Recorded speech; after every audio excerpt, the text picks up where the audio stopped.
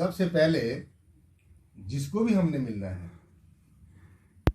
जिसके साथ भी हमने प्यार करना है, प्रीत करनी है, उसकी हमें पहचान होनी बहुत जरूरी है, अति जरूरी है। बस ये सबसे इंपॉर्टेंट फैक्ट है अध्यात्म के अंदर। तो अगर आप परमेश्वर को मिलने के लिए चलें, अपने घर से हम निकल दिए, हमने परमात्मा को मिलना है, देखना है, दर्शन करना है, दीदार करना है, क्योंकि हमने सभी गुरुओं के मुख से सुनी है ये बातें, अपने सदग्रंथों में पढ़ी हैं, वेदों, शास्त्रों, उपनिषदों, पुराणों में पढ़ी हैं। अगर नहीं पढ़ी तो हमने सत्संग में सुनी है, सत्संग में सुनी है। और आजकल तो आप देख रहे हैं कि इंटरनेट का जमाना है, सोशल साइट्स हैं, तो अब तो आपको ज्ञान बहुत अच्छी तरीके, उच्च से उच्च कोटि का ज्ञान आप अर्जित कर सकते हैं अपने जीवन में। तो आज का जो क्वेश्चन है, हमारी धर्म सभा का क्वेश्चन, वो ये है कि परमात्मा है क्या चीज है, what do we mean by param tattva, and how we can say that param tattva is existing everywhere, and how you can claim that param tattva is everything, and how you can claim this fact that परम तत्व, परमेश्वर, अल्लाह, गॉड, वाहिगुरु, जो भी अपने नामों में आप पुकारते हैं, I mean to say that the important and the hard fact of the spiritualism, what I am telling you, listen carefully. परम तत्व, परमेश्वर, परमात्मा, परब्रह्म, निर्गुण, निराकार, सर्वाधार, विश्वाधार, जो भी हम अपने शब्दों में कहते हैं, the complete and the absolute definition of Param Tattva. The first identity of Param Tattva, the first recognition of Param Tattva is this, that Param Tattva, this Jai Shri Priyatam Nirgunadakar Sarvadhar Vishwadhar Param Tattva is a supernatural power, or such a supreme power, such a absolute and complete powers in all the ways. And this Param Tattva is very much competent to do everything. It is his own willing. ये परमेश्वर की अपनी मर्जी है कि कहाँ पर, कितना, किस रूप में, कैसे उसने प्रकट होना है. Because परम तत्व is a very independent power in its own way. परम तत्व ये पहचान है सबसे पहले कि परमेश्वर, परमात्मा, जय श्री प्रियतम निर्गुण निराकार सर्वाधार विश्वाधार परम तत्व अपने आप में स्वतंत्र है. कैसे स्वतंत्र का मतलब ये है independent, which can be superseded, which can be overruled, which can be segregated, which cannot be divided into parts with the help of any external and internal power. This is the complete and the absolute definition of Param Tattva. अग्नि से जलता नहीं है, पानी से गलता नहीं है, हवा से उड़ता नहीं है, अस्त्र शस्त्र से कटता नहीं है. और फिर गुरु साहब ने भी कही, परमेश्वर की ये पहचान है कि रूप न रेख न रंग, त्रय गुण से प्रभु भिन्न. तो ये परमात्मा की पहचान है कि परमात्मा रंग से, रूप से, आकार से, रजोगुण से, सतोगुण से, तमोगुण से भिन्न है. अब आप इन चीजों को समझो भी ये क्या चीज है. Because all these are the hurdles in the way of a person who is approaching the param तत्व.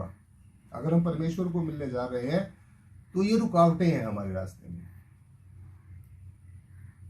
तो जो भी दृष्टिमान जगत है, जो हम अपने चरम नेत्रों से देख रहे हैं, जो कुछ भी हमें ये रंग दिख रहा है,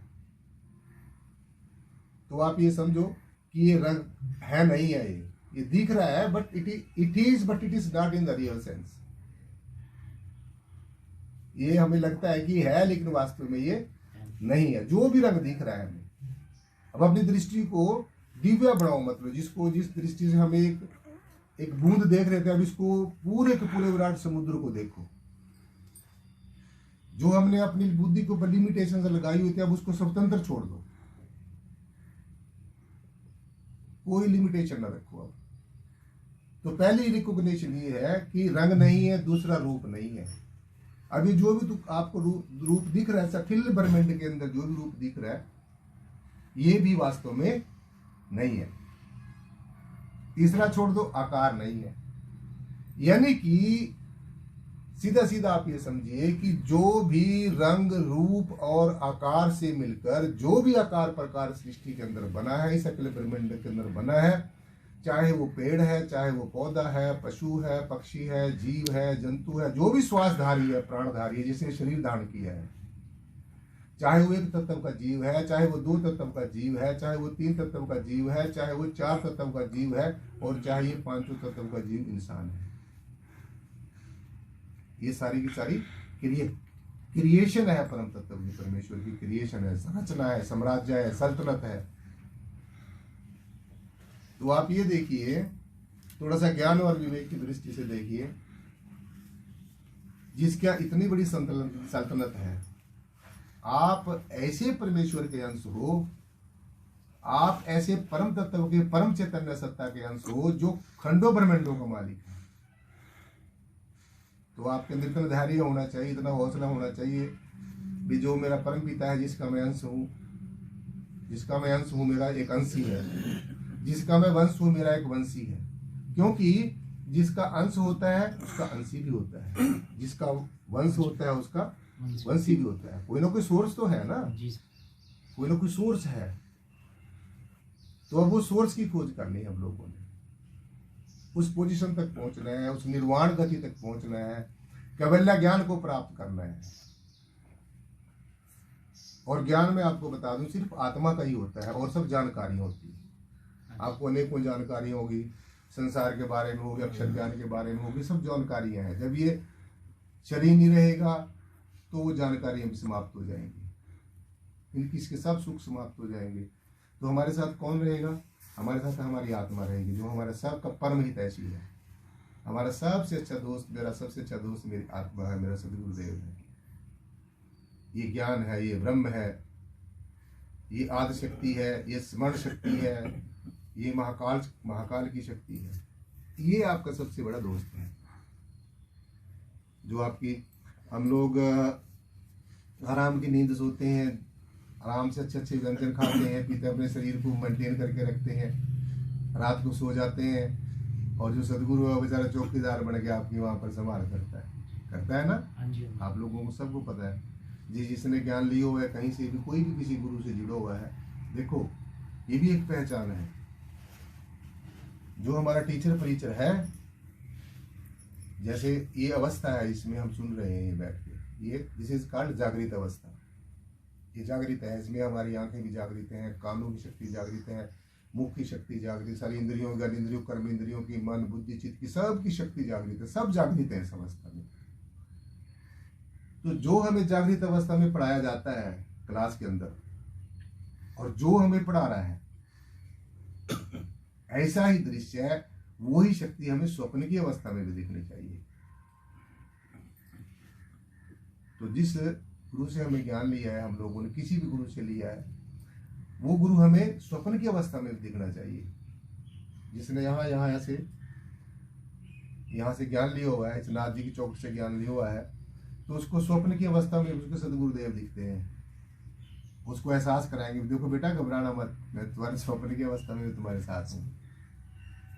क्योंकि परमेश्वर ने मेरे को जीव की रक्षा करने के लिए भेजा है। अनेकों नेगेटिव पावर्स इस ब्रह्मांड के अंदर विचरण करती हैं, आवारा शक्तियां जिनको कहते हैं। तो वो आवारा शक्तियां जिनका कोई भी खसम खसाई नहीं है, कोई मालिक नहीं है, इसी करके वो मुक्त नहीं हो सकी है। क्योंकि नेगेटिव और पॉजिटिव पावर है, ये तो साइंस भी कह रहा है ना भाई, नेगेटिव है और पॉजिटिव है, और जब उनका संघर्ष होता है तो एक तीसरी चीज पैदा हो जाती है। ये तो साइंस भी कहता है ना, साइंस भी स्वीकार करता है इस चीज को। हमारे जो अपना साइंटिस्ट लोग हैं, जो हमारे अपना जो वैज्ञानिक भाई हैं, वो इस चीज को स्वीकार करते हैं अभी, हाँ कोई है, ऐसी चीज है। चेतन से जड़ पैदा हो सकता है, जड़ से चेतन